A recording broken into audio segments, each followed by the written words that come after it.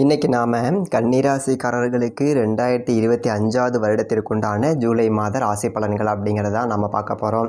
விஸ்வாவசு வருடம் ஆனி மாதம் 17ஆம் தேதி முருகப்பெருமானுக்கு உரிய செவ்வாய்க்கிழமையில் மிதுனம் லக்னத்தில் திருவோணம் நட்சத்திரம், பெருமாளுடைய ஒரு நட்சத்திரமான திருவோணம் நட்சத்திரத்தில் ஜூலை மாதம் அப்படிங்கிறது பிறக்குது. இந்ததொரு மாதத்திற்குண்டான கிரக நிலைகள் அப்படிங்கிறத நாம் துல்லியமாக பார்க்கணும். அப்போ தான் இந்த மாதத்தில் நீங்கள் என்ன செய்யலாம், என்ன செய்யக்கூடாது, உங்களுடைய எண்ணங்கள், உங்களுடைய நோக்கம், குறிக்கோள் இதெல்லாம் நிறைவேறுமா அப்படிங்கிறத சரியாக கணிக்க முடியும்.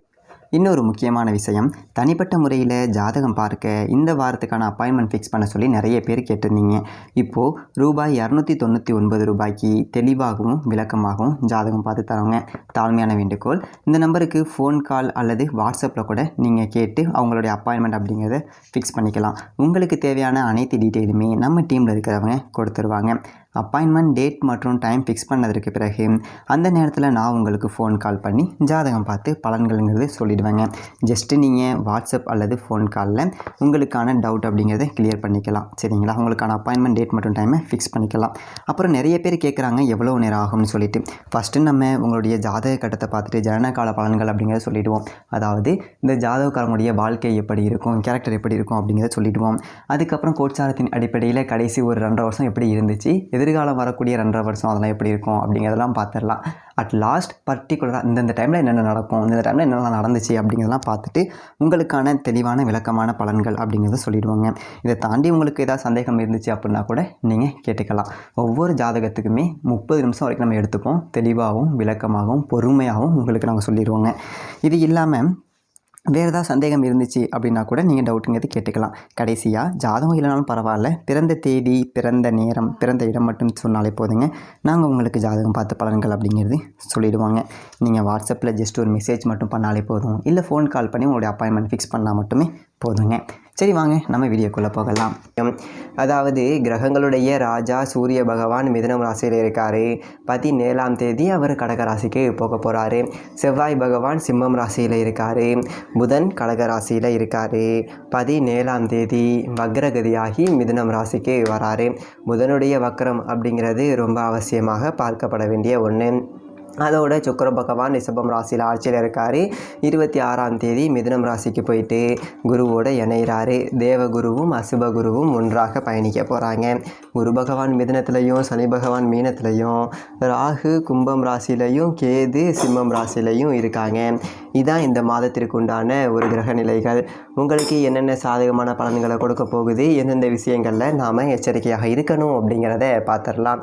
கன்னி ராசி நேயர்களே, உங்களுக்கு இந்த ஜூலை மாதம் எப்படி இருக்குது அப்படின்னு சொல்லிட்டு பார்த்தீங்க அப்படின்னா, கண்டத்தில் சனி பகவான் இருந்துச்சு பார்த்தீங்களா? இந்த கண்ட சனி அப்படிங்கிறது வாழ்க்கையை ரொம்ப மோசமாக புரட்டி போடக்கூடிய ஒரு சனி பகவான்.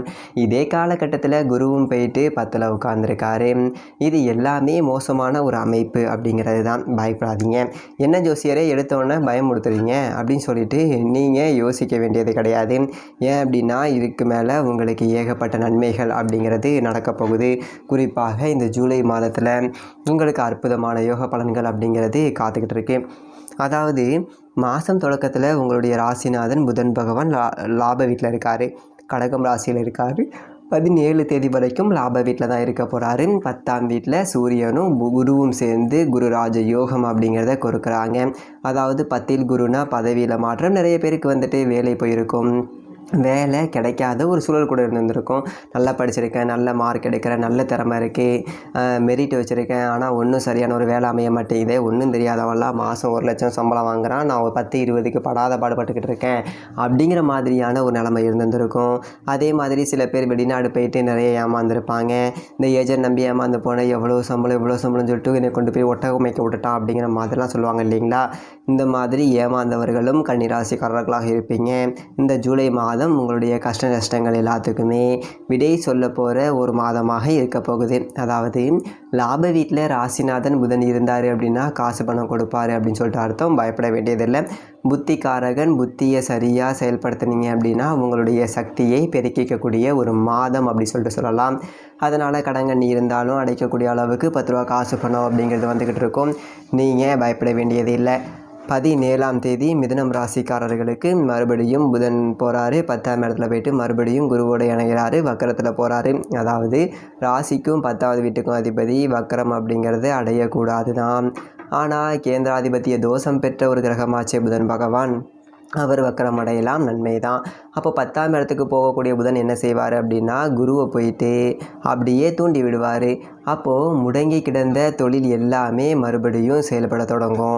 பூட்டின கடையில் பூவா தொங்குது அப்படிம்பாங்கல்ல, அந்த மாதிரி தொழில் ஒன்று தொடங்கின நட்டமாகி போயிடுச்சு, முதலீடுல கடையை சாத்தி வச்சுருக்கேன், சரியான வேலை ஆள் அமைய மாட்டேங்கிறான், நான் என்ன பண்ணுறது அப்படின்னு சொல்லிட்டு கடந்த காலகட்டங்களில் செய்தொழிலில் அப்படியே கொஞ்சம் அப்படியே லீவ் விட்டுக்கிட்டு அப்படியே பிரேக் எடுத்துகிட்டு உட்கார்ந்தவங்க எல்லாம் மறுபடியும் தொழிலில் கொடி கட்டி பறக்க போகிறீங்க. ஒரு ஐடியா கிடச்சிரும், அவன் எந்த இடத்துல தப்பு பண்ணோம், அந்த விஷயத்தால் தான் இந்த தொழில் அப்படியே நட்டமாச்சு அப்படிங்கிறத சரியாக புரிஞ்சுக்கிட்டு அதே தொழிலில் ஜெயிச்சு காட்டுவீங்க.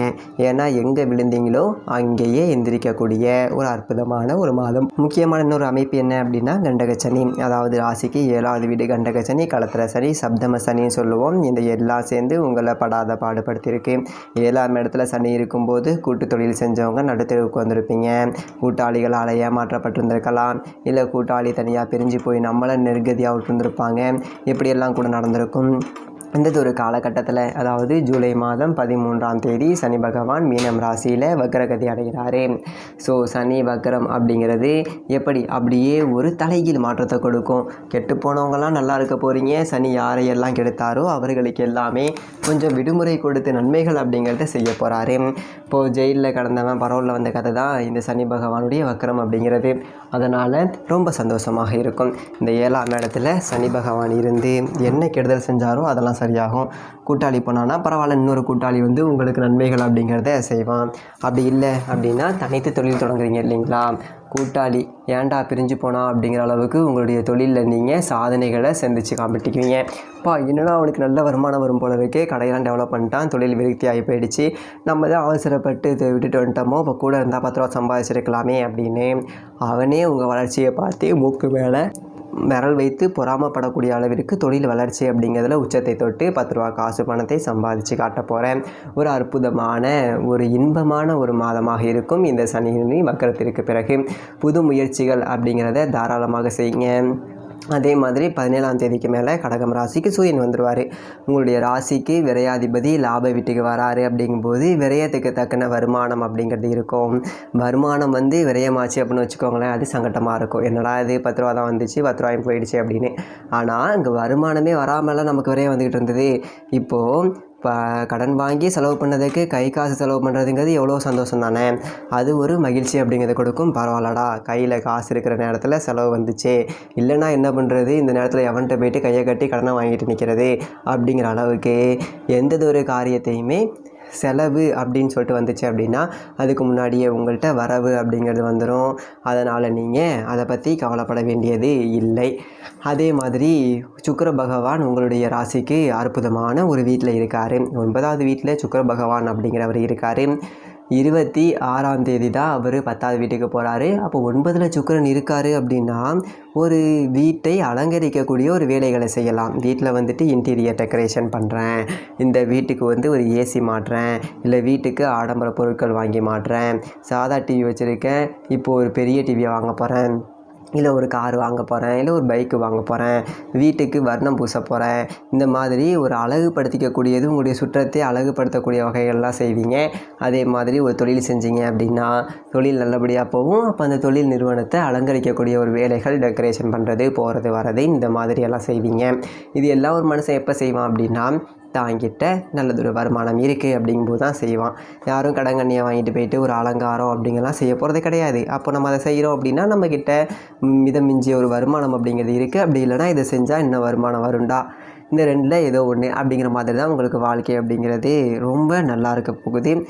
அதே மாதிரி எதை பற்றியும் கவலைப்பட வேண்டியது கிடையாது. 6ஆம் இடத்துல ராகு அப்படிங்கிறவர் இருக்கார். யார் அந்த ராகு அப்படின்னா விஷப்பாம்பு, குரு பார்க்க புனிதப்பட்ட ஒரு விஷப்பாம்பு. அப்படியே உங்களை பார்த்தாலே எதிரிகள் தொடை நடங்குவாங்க, அப்படியே பாம்பை கண்டா படை நடங்கும் அப்படின்னு சொல்லுவாங்கள்ல, அந்தளவுக்கு உங்களுடைய சீற்றம் அப்படிங்கிறது இருக்கும். எதிரிகள் உங்களை பார்த்து அச்சப்பட்டு ஓடுவாங்க. நகை நட்டு அடவு வச்சுருந்தா மீட்டுக்கலாம், கடன் இருந்தால் அடைச்சிக்கலாம். இது எல்லாத்தையுமே சாதிக்கக்கூடிய ஒரு மாதம். சனிப்பெயர்ச்சிக்கு பிறகு ஒரு நல்லது அப்படிங்கிறதே நடக்கலை அப்படின்னு சொல்லிட்டு புலம்பிகிட்டு இருந்த கன்னிராசிக்காரர்கள் கடனெல்லாம் அடைச்சிட்டு கௌரவத்தோடு வாழ போகிற ஒரு அற்புதமான ஒரு மாதமாக இருக்க போகுது. விரயஸ்தானத்தில் செவ்வாய் பகவான் இருக்கார் அப்படிங்கிறதுனால இடம் பூமி வாங்குறதுனா வாங்குங்க, இடத்துல முதலீடு போடலாம். ஒரு பிளாட்டு வாங்குகிறேன், ஒரு விவசாய நிலம் வாங்குகிறேன், மண் வாங்குகிறேன், மனை வாங்குகிறேன் அப்படின்னு சொல்லிட்டு விவசாயம் சார்ந்தோ இல்லை மனை சார்ந்தோ இல்லை பூமி சார்ந்தோ முதலீடு அப்படிங்கிறது போடலாம். இடம் வாங்குன்னா வாங்குங்க, பின்னாடி நல்லதொரு விலைக்கு விற்கும், லாபம் கிடைக்கும். அதே மாதிரி ஒரு போர்வெல் போடுறது, கிணறு வெட்டுறது, இந்த மாதிரி மண்ணை நம்பி செய்யக்கூடிய எந்த ஒரு தொழிலும் செய்யலாம். குறிப்பாக விவசாயத்தில் சாதனை படைக்கக்கூடிய ஒரு வாய்ப்பு அப்படிங்கிறது எல்லாமே கிடைக்கிது. அந்த ஒரு வகையில் மிக அற்புதமான ஒரு மாதமாக இந்த ஜூலை மாதம் இருக்கும். கன்னிராசிக்காரர்களுக்கு எல்லாம் நல்லதாகவே அமையும். மேலும் தனிப்பட்ட முறையில் ஜாதகம் பார்க்கணும் அப்படின்னா கீழே இருக்க நம்பருக்கு கான்டாக்ட் பண்ணுங்கள். நன்றி, வணக்கம்.